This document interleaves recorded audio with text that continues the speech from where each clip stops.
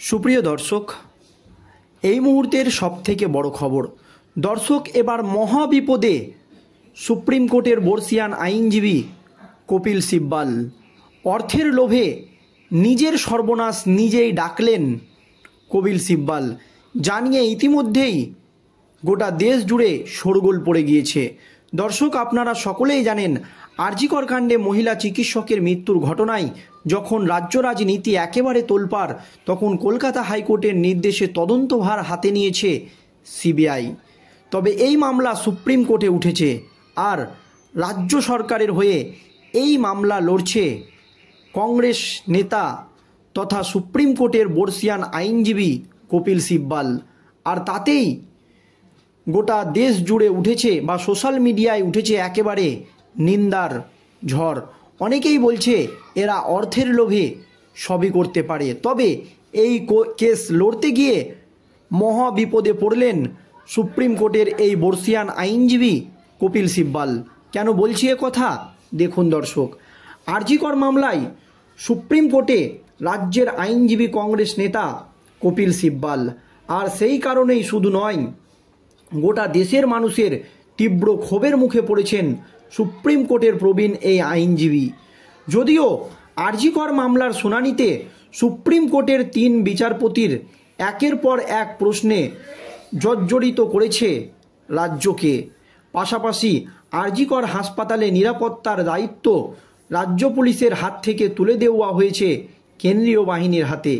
এই অবস্থায় আইনজীবী কপিল সিব্বলের ভূমিকা নিয়ে তীব্র ক্ষোভ তৈরি হয়েছে সোশ্যাল মিডিয়ায়।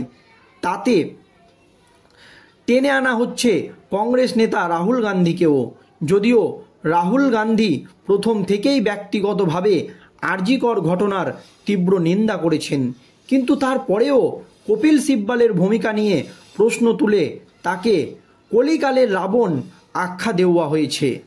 মধুসূদন নামে এক এক্স ব্যবহারকারী লিখেছেন, কলিযুগে আসল রাবণ কপিল সিব্বল।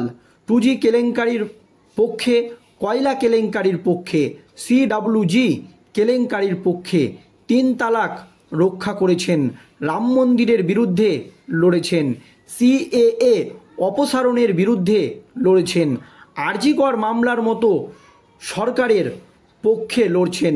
কপিল সিব্বলের পাশাপাশি আরও এক আইনজীবী তথা কংগ্রেস নেতা অভিষেক মনু সিংভি নেটিজেনদের নিশানায় চলে এসেছেন। নরদীপ সিসোদিয়া নামে এক এক্স ব্যবহারকারী প্রতিক্রিয়ায় লিখেছেন, কংগ্রেসম্যান অভিষেক মনু সিংভি এবং কপিল সিব্বল, এই দুটি মুখ সবসময় মনে রাখবেন। আমার দৃষ্টিতে এই 2 কংগ্রেসই ভারতের সমস্ত লোকেদের আইনগত আশ্রয় প্রদান করে। সবচেয়ে দুর্নীতিগ্রস্ত এবং শক্তিশালী ডন, সন্ত্রাসী, মদতদাতা, সবচেয়ে বড় আর্থিক অপরাধী, সবচেয়ে বিপজ্জনক নকশাল, সকল দেশবিরোধী শক্তি। এবং এটা আমাদের কাছে স্পষ্ট যে তাদের রাহুল গান্ধীর আদম্য সমর্থন রয়েছে। সুতরাং এটা আমাদের কাছে পরিষ্কার যে এই কারণেই একজন কেজরিওয়াল বা মমতা, একজন সোরেন সবসময় রাহুল গান্ধীর তুষ্ট ছত্রছায়ায় ঋণী থাকবেন।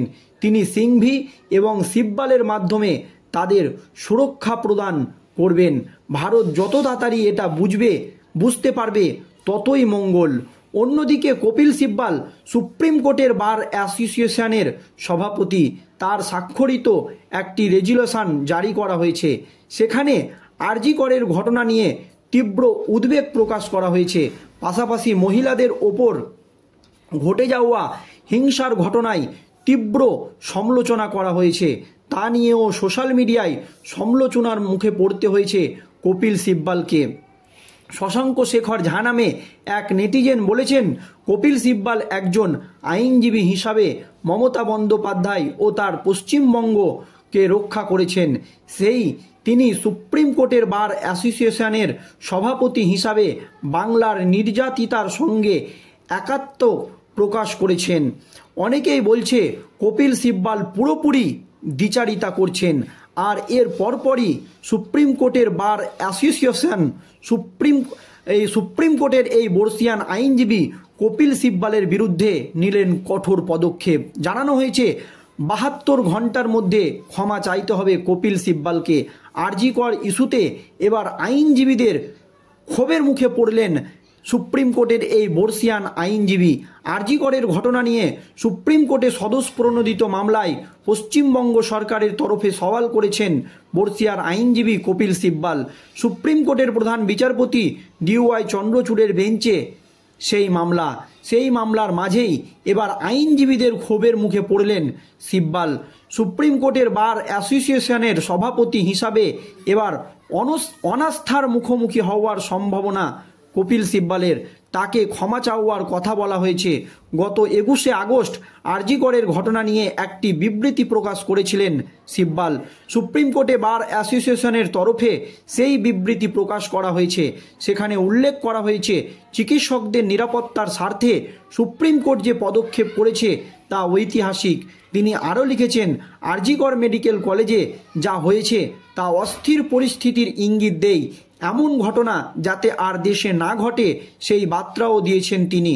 সব শেষে তিনি লিখেছেন, সিবিআই ঘটনার তদন্ত করছে, আশা করি ন্যায় বিচার পাবেন নির্যাতিতা, শাস্তি হবে অভিযুক্তের। প্রসঙ্গত, সুপ্রিম কোর্টের বার অ্যাসোসিয়েশনের এক্সিকিউটিভ কমিটির একাধিক সদস্যের অভিযোগ, আরজি করের ঘটনা নিয়ে কোনো সদস্যের সঙ্গে আলোচনা ছাড়াই একতরফা একটি বিবৃতি প্রকাশ করেছেন সিব্বাল। বার অ্যাসোসিয়েশনের লেটার হেড ব্যবহার করে কেন তিনি নিজের বক্তব্য প্রকাশ করলেন তা নিয়ে ইতিমধ্যেই প্রশ্ন তুলে দিয়েছেন এই বার অ্যাসোসিয়েশনের আরও আইনজীবীদের দাবি, সিব্বালের এই বিবৃতিতে আরজি করের ধর্ষণ কাণ্ডকে দেশের অন্যান্য প্রান্তে নারী নির্যাতনের ঘটনার সঙ্গে এক পঙ্ক্তিতে রেখে ঘটনার সরলীকরণ করা হয়েছে। আইনজীবীদের একাংশের বক্তব্য, এই ঘটনা শুধুমাত্র চিকিৎসকদের উদ্বেগের বিষয় নয়, দেশের প্রতি মা বাবা এমনকি বারের সব সদস্যদেরও উদ্বেগের কারণ। এই বিবৃতিতে সেই ঘটনাকে ছোট করা হয়েছে। একদিকে এই মামলায় পশ্চিমবঙ্গ সরকারের আইনজীবী হিসাবে লড়ছেন সিব্বাল, অন্যদিকে বিবৃতি দিয়ে অভিযুক্তের শাস্তির দাবি জানাচ্ছেন তিনি। এতে কনফ্লিক্ট অফ ইন্টারেস্ট অর্থাৎ স্বার্থের সংঘাত তৈরি হয়েছে বলে দাবি, মানে নিজের স্বার্থেই তিনি এই সমস্ত করছেন, এমনই দাবি করছেন আইনজীবীদের একাংশ।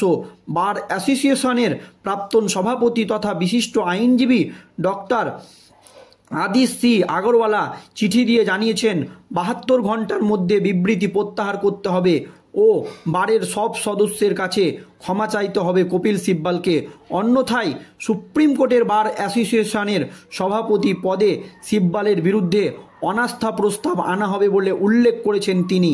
এই অভিযোগের প্রেক্ষিতে কপিল সিব্বাল কী পদক্ষেপ করবে, আইনজীবী ও রাজনৈতিক মহলের নজর রয়েছেই সেই দিকে। ধন্যবাদ।